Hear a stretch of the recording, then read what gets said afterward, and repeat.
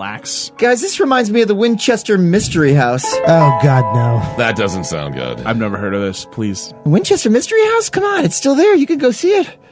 Are there guns? Well, let me tell you about that. America, so yes. Basically, I mean, all right. So, to give you a little background, the story revolves around Sarah Winchester, but she was born in 1839 in New Haven, Connecticut. She came from an affluent family. She was very well educated. She was known to be a petite woman, 4'10" and about 90 pounds. But 4'10"? Very little woman. That's but tiny. It's barely a person. She was a powerhouse. People said that she dominated the social scene. She had a sparkling personality. A pistol. She was very well educated. She had a great talent for the piano, studied music. She spoke 4 languages. Whoa, beautiful. Also, in Overcompensating much?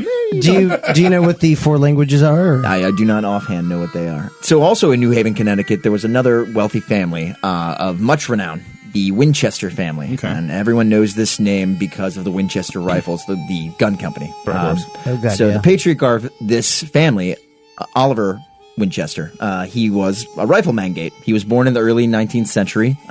He then became a successful businessman, and his firm bought out a company that produced a rifle that was a repeating rifle called the volcanic rifle. How can we ever thank them? Well, as opposed to a front-end musket loader, this revolutionized warfare. You can kill so many more people now. Yes, this was pump action. What do you think of when you shoot like a BB gun? Oh, yeah. So they could fire many rounds in succession. This made the company a lot of money. Were they all like the little tiny round shot Civil War, or was this after the Civil War? This was before the Civil War. This was before the Civil War, but they started firing what we think of now as regular bullets. Yeah.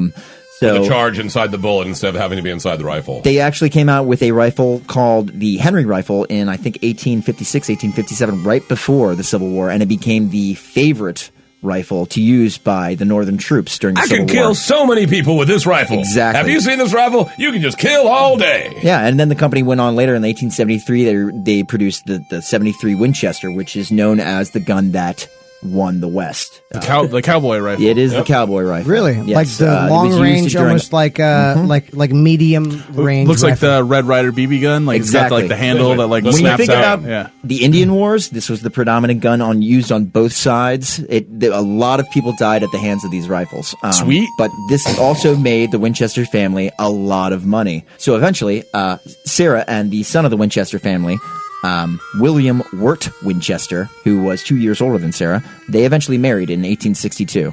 And they had a child 4 years later, Annie. But she succumbed to marasmus, which is basically an infant disease where the body cannot digest proteins, and so basically the child starves to death. Damn, that's horrible. It was very, very tragic. And wow. Sarah was devastated by this, and she never quite got over the loss of her daughter. Friends of hers and associates said that she was pushed almost to the brink of madness by this. And then 15 years later, in 1881, her husband, William, he passed away from pulmonary tuberculosis. This death outright ruined her. She couldn't handle her grief, but it also made her an extremely rich woman. Oh, yeah, I can imagine. Well, the father, the patriarch of the company, had passed away 3 years before that, so the inheritance went to them, and then when her husband died, she basically got a lump sum of around $20.5 million in the year 1881. That's a lot of money. That's a lot of money. That is an incredible amount of money. Well, but was Winchester the number one rifle? It was. This was. They had multiple government contracts. This was the weapon of America. So when you think about today's standards, $20.5 million is roughly $446 million. Wow. In today's standards. Wow. Yes. She had a limitless amount of money, but stricken by grief, she didn't know what to do with herself.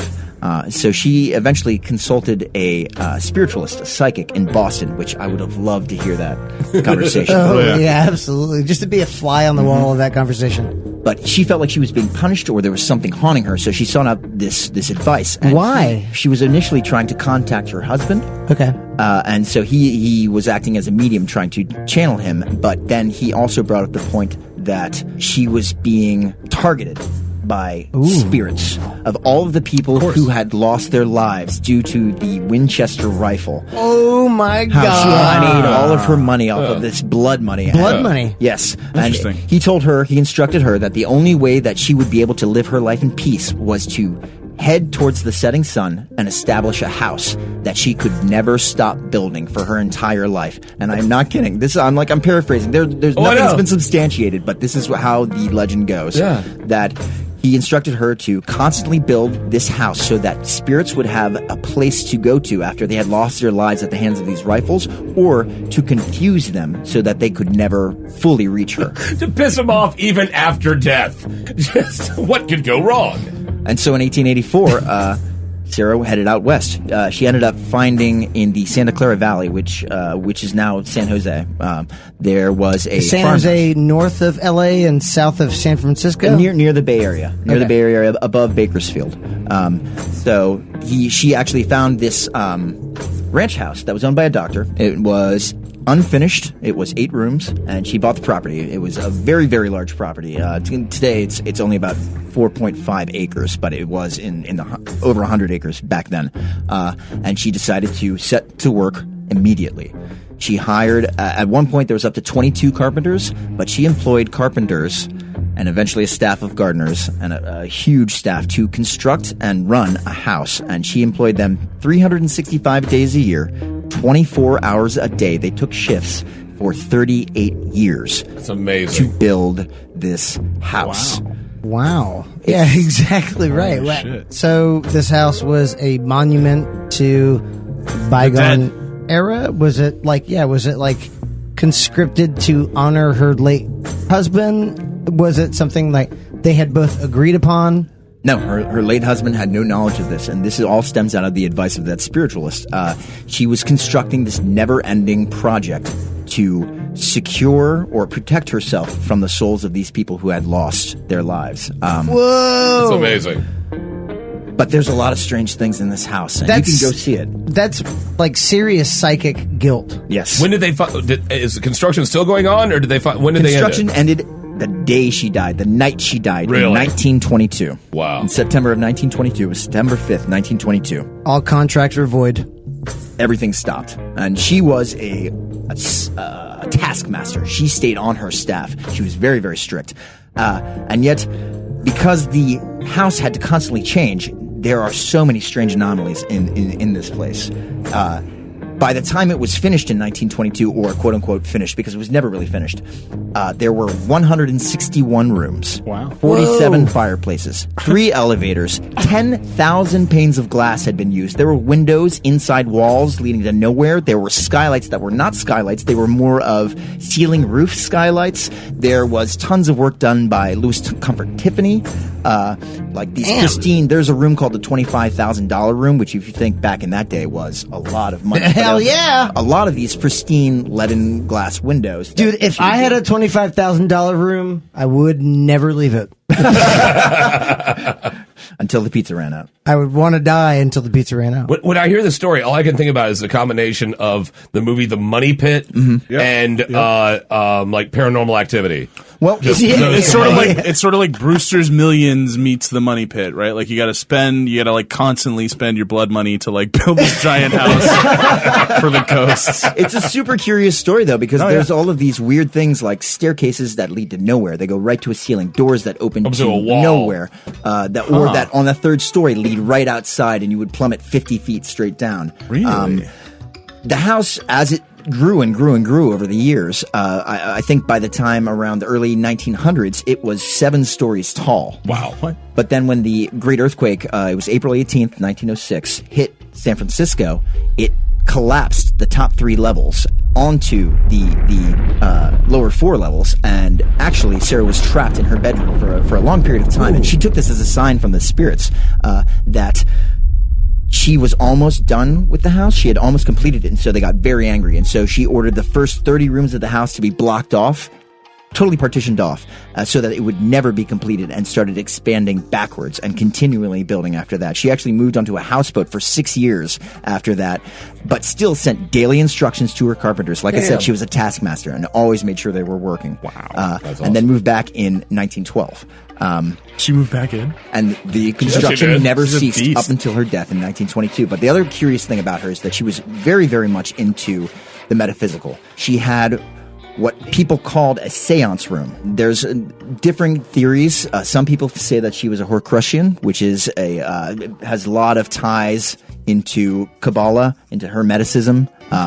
They also say that she was a Mason, because there is a lot of symbology in the house. She was obsessed with the number 13. You see it in all the stained glass windows there. There are a good number to be obsessed with. 13. It's a power number. Yeah, but not necessarily one of the better power There are numbers. 13 palm trees lining the drive. There are 13 steps on most staircases. There are 13 drain holes in this very expensive Italian sink that she had modified. There's a famous chandelier that It's when just she like moved keeping in, your umbrellas underneath a ladder where you have your black cat sanctuary. Right. I mean, Not in every culture, though, because in feng shui, Yes. 13 is a power number. It's a very heavy power number. But going back to, she had a seance room where she would every single night go in at midnight.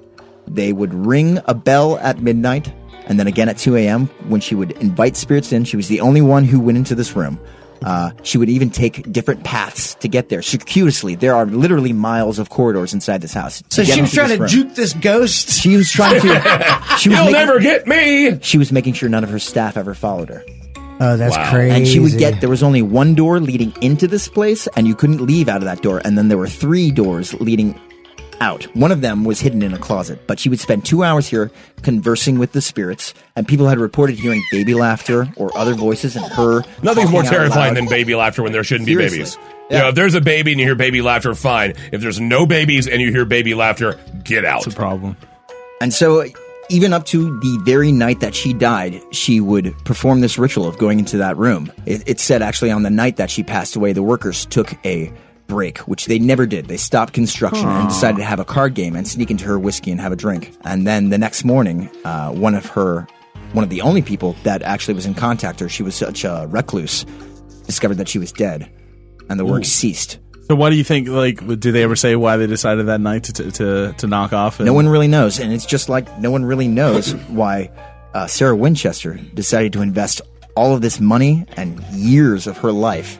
She designed the house herself every morning.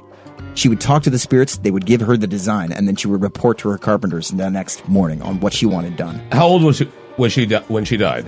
She was 83 years old. It could have been like a philanthropic gesture. Like she's like, look, all these carpenters are out of work. Like, let's just get them. She was a working on job something." creator. Yeah. Well, actually, she was very, very philanthropic. There you Donated go. to many societies, but So she she's- always did it anonymously.